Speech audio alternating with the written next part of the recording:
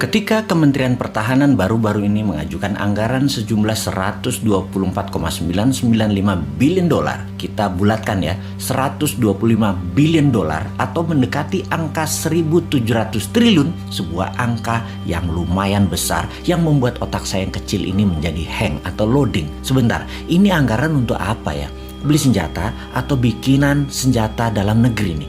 Grand Plan pertahanan negara arahnya bedil-bedilan atau model Tiongkok, menaklukkan negara lain tanpa bedil, pakai smart dan soft power, bukan hard power. Kita semua tahu hard power itu old mind, kuno, harus dikombinasi dengan soft dan smart power, model Tiongkok lah.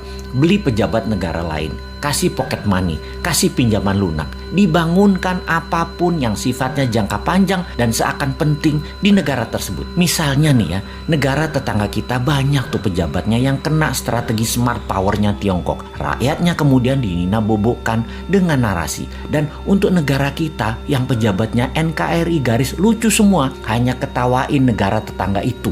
Seru ngelihatnya. Bener deh, kasihan anak cucu negara tetangga itu nantinya ketika tidak ada narasi yang bisa dibangun untuk bisa menahan kebenaran kelak.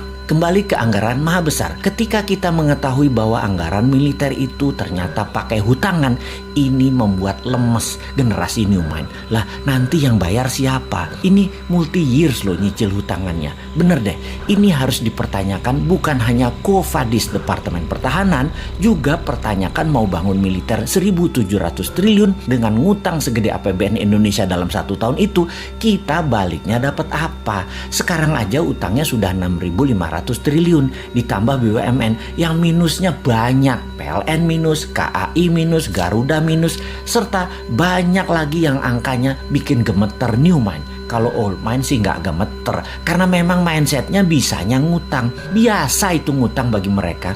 Oke, kita yang bodoh ini mau nanya, ini arah militer Indonesia mau kemana ya? Kita tanya, anggap semuanya buat beli alat utama sistem pertahanan, alutsista. Ini kita mau defense, mau bertahan atas serangan dari negara mana? Apa bentuk serangannya mereka emangnya? Sehingga beli penangkisnya apa? Oh oke, kita mungkin mau menyerang. Mau menyerang siapa? Wilayah mana yang mau diserang? Yang mau ditaklukkan? Papua Nugini, Pasifik Selatan, Australia, atau Malaysia, atau kemana? Tiongkok mungkin kita mau taklukkan. Pakai apa penaklukannya? Apa yang didapat dari serangan keluar tersebut? Misalnya mau menaklukkan Tiongkok, kita mau ambil hartanya Tiongkok, mau ambil cewek Tiongkok, atau mau ambil Malaysia supaya kontrol Selat Malaka 100%. Mau kemana kira-kira bos? Apa kita mau perang biologi? Jadi bukan beli senjata berat, tapi bangun senjata biologi buat virus baru. Kalau nggak makan gudeg, pada mati. Virus ini kita akan sebar ke seluruh dunia. Kita buat orang panas dingin, sesak nafas. Tapi begitu makan gudeg, sembuh. Kita siapkan gudegnya. Agen-agen di seluruh dunia, negaranya kita kendalikan. BPOM di negara lain kita mainkan agar gudeg lulus BPOM mereka. Dan makanan lain yang mirip-mirip gudeg gak dapat izin BPOM di negara lain tersebut. Kemudian kita sebar lagi virus lainnya lagi, yang obat penangkalnya rawon. Kemudian virus yang obat penangkalnya empek-empek, nasi padang, dan lain sebagainya. Nah, kalau perangnya begini saya dukung dah. Atau kita beli HARPS. Kita ubah cuaca, kita bikin Papua ada salju agar Indonesia ada 4 musim. Di Indonesia bagian timur, di Maluku, Nusa Tenggara, Papua ada salju. Bayangkan di Maluku dan Nusa Tenggara ada salju, ada pantai. Keren abis. Di Papua akan ada ski resort, banyak. Kayak di Swiss, gila nih Indonesia kerennya. Sementara di Indonesia bagian barat dan tengah seperti biasa, hanya 2 musim.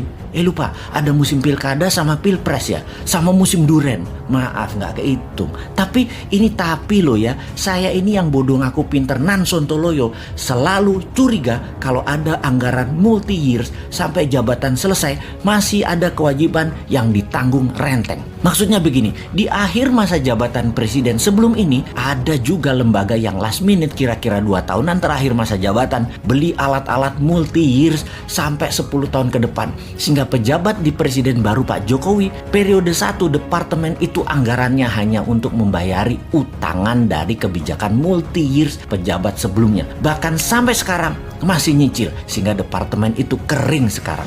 Ini ngebayang aja, kalau kita beli barang dari luar negeri, komisinya di luar negeri loh ya. Komisi selalu didapat dari penjual kan. Dan jarang loh penjual nggak ngasih uang tali kasih, itu jarang. Jadi si pejabat periode lalu beli-beli dalam jumlah besar, komisinya di muka dong ya. Gede banget dong komisinya karena dealsnya multi years. Lumayan, namanya juga udah akhir masa jabatan. Mulai paham kenapa si Sontoloyo ini berkerut kening urusan anggaran besar multi years yang ditanggung renteng sampai pejabat berikut-berikutnya. Ya, mudah-mudahan analisa si Bosman ini salah lagi.